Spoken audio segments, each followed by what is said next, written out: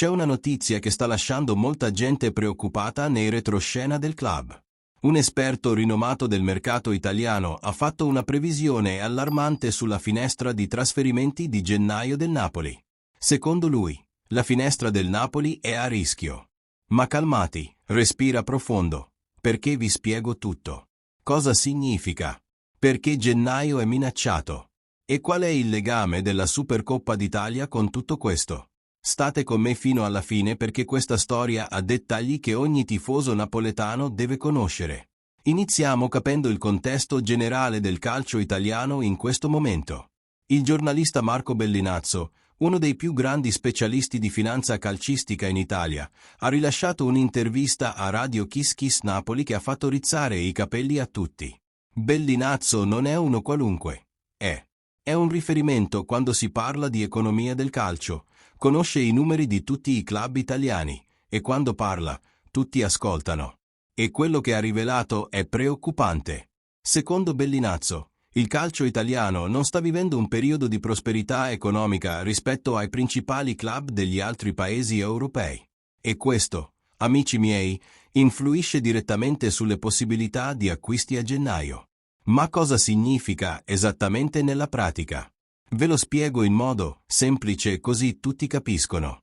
I club italiani, incluso il Napoli, non hanno lo stesso potere finanziario dei club inglesi, francesi o persino tedeschi. La Premier League ha contratti televisivi miliardari. Il PSG ha i soldi del Qatar. Il Bayern ha la forza economica della Germania. E l'Italia? L'Italia è anni luce indietro in questa corsa finanziaria. La Serie A, che negli anni 90 era la liga più ricca del mondo, oggi è solo la quinta o sesta in termini di ricavi. Questo limita ciò che i club italiani possono fare sul mercato. E perché questo influisce specificamente sulla finestra di gennaio del Napoli? Perché gennaio è una finestra cara, gente. I club non vogliono vendere i loro giocatori a metà stagione. Se vuoi acquistare a gennaio, devi pagare molto di più di quanto pagheresti in estate. I valori sono gonfiati.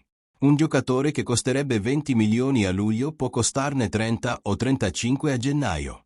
E se il calcio italiano già ha difficoltà finanziarie, immaginate provare a fare acquisti in una finestra così cara come quella di gennaio. È una sfida enorme. Ma aspettate che c'è di più. Marco Bellinazzo non ha parlato solo dei problemi. Ha portato anche una notizia buona che può salvare la finestra di gennaio del Napoli. E questa notizia buona ha nome e cognome. Supercoppa d'Italia. Esatto, napoletano. La Supercoppa d'Italia che si sta disputando in Arabia Saudita può rappresentare un buon impulso finanziario per i club partecipanti. E guardate che i valori sono significativi. Non stiamo parlando di spiccioli. Stiamo parlando di milioni di euro che possono fare tutta la differenza quando si va sul mercato. Veniamo ai numeri che Bellinazzo ha rivelato, perché questi numeri sono impressionanti. Secondo il giornalista, le due semifinaliste sconfitte riceveranno 2 milioni di euro ciascuna. Cioè, solo per partecipare alla competizione e perdere in semifinale, il club incassa già 2 milioni. Ora immaginate chi arriva in finale. Lì, i numeri esplodono. Chi arriverà in finale o vincerà la competizione riceverà qualcosa intorno agli 8-9 milioni di euro. È tanta soldi, gente. Stiamo parlando di un montepremi totale di 26 milioni di euro distribuiti tra i 4 club partecipanti. E per farvi capire quanto sia significativo, Bellinazzo ha paragonato al formato precedente della Supercoppa. Prima, quando la competizione aveva un formato diverso, il montepremi totale valeva circa 7 milioni di euro. Cioè, da 7 milioni siamo passati a 26 milioni. Quasi 4 volte di più. Questo mostra quanto l'Arabia Saudita stia investendo pesante nel calcio europeo. Gli arabi vogliono trasformare il paese in una potenza sportiva, vogliono portare lì i migliori eventi del mondo, e sono disposti a pagare bene per questo. E tu, napoletano, stai capendo l'importanza di questa Supercoppa per il Napoli? Allora lasciate quel like per sostenere il canale. E se ancora non siete iscritti al Rapporto Napoli, correte a farlo e attivate la campanella. Ogni giorno notizie fresche, analisi finanziarie, mercato, retroscena, tutto sul nostro Napoli. Ok, iscritti. Notifiche attivate. Allora continuiamo perché ora vi spiego come questi milioni della Supercoppa possono salvare la finestra di gennaio. Tornando al tema principale. Se il Napoli vincerà la Supercoppa d'Italia, incasserà tra gli 8 e i 9 milioni di euro. È una cifra enorme che può fare tutta la differenza al momento di negoziare. Immaginate Giovanni Manna seduto a un tavolo di trattative per prendere un giocatore. Il club venditore chiede 25 milioni. Manna risponde: abbiamo 9 milioni freschi dalla Supercoppa, più qualche milione che avevamo già messo da parte. Chiudiamo l'affare. Fatto. Acquisto completato. Quei 9 milioni possono essere proprio ciò che mancava per rendere possibile quel centrocampista che Conte sta chiedendo. Ma se il Napoli perde in semifinale? Lì la situazione si complica. 2 milioni sono una sciocchezza rispetto a 9 milioni. Con solo 2 milioni extra in cassa, le opzioni di acquisto diventano molto più limitate. Forse basteranno solo per prendere un giocatore giovane da un campionato minore, o fare un prestito senza costi alti. Le opzioni per i crack diventano distanti. Per questo la Supercoppa di stasera contro il Milan è così importante. Non è solo per la gloria del titolo, è per i soldi che possono cambiare le sorti del mercato di gennaio. E c'è un altro punto che Bellinazzo ha sottolineato e che è molto interessante dal punto di vista geopolitico. Gli Emirati Arabi Uniti, secondo lui, stanno cercando di diversificare la loro economia investendo nello sport. Per decenni, l'economia araba è stata totalmente dipendente dal petrolio. Ma il petrolio un giorno finirà, o almeno perderà importanza nel mondo. Gli arabi lo sanno. Per questo investono in altri settori: turismo, tecnologia, intrattenimento e sport. Vogliono modernizzare la società araba, offrendo una parte del modello occidentale e dando ai giovani che vivono lì un'opportunità di crescita. E il calcio è uno strumento potente in questa strategia. Portare la Supercoppa d'Italia, la Supercoppa di Spagna, investire perché Cristiano Ronaldo giochi lì, creare campionati forti nel paese, tutto fa parte di un piano più grande.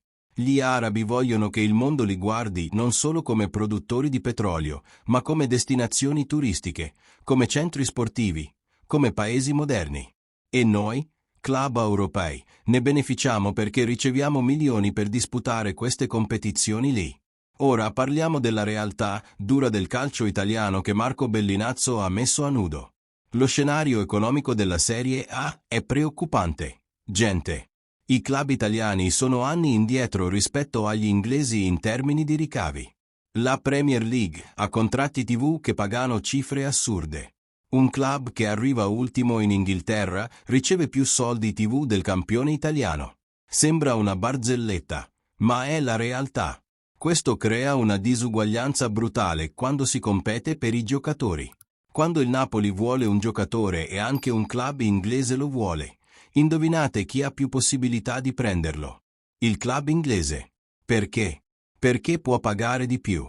Stipendi più alti, commissioni più alte, tutto più grande.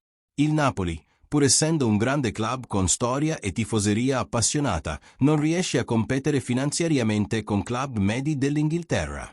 È frustrante, ma è la verità.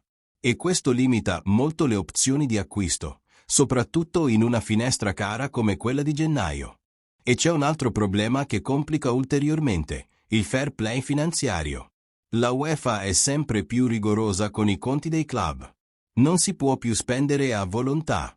Bisogna bilanciare entrate e uscite. Se il club spende troppo in acquisti, può subire sanzioni, multe, punti tolti, persino esclusione dalle competizioni europee. Per questo il Napoli deve essere molto cauto quando spende. Non può semplicemente aprire il portafoglio e comprare tutto quello che Conte chiede. Deve fare i conti, vedere cosa è fattibile, cosa entra nel budget. Allora, mettendo insieme tutto questo, diventa chiaro perché Marco Bellinazzo ha detto che la finestra di gennaio del Napoli è a rischio. Calcio italiano con difficoltà finanziarie. Gennaio finestra cara. Fair play finanziario che limita le spese e club stranieri con molto più denaro in gara. È uno scenario complicato. Ma, Ed ecco la speranza, i milioni della Supercoppa possono essere la differenza.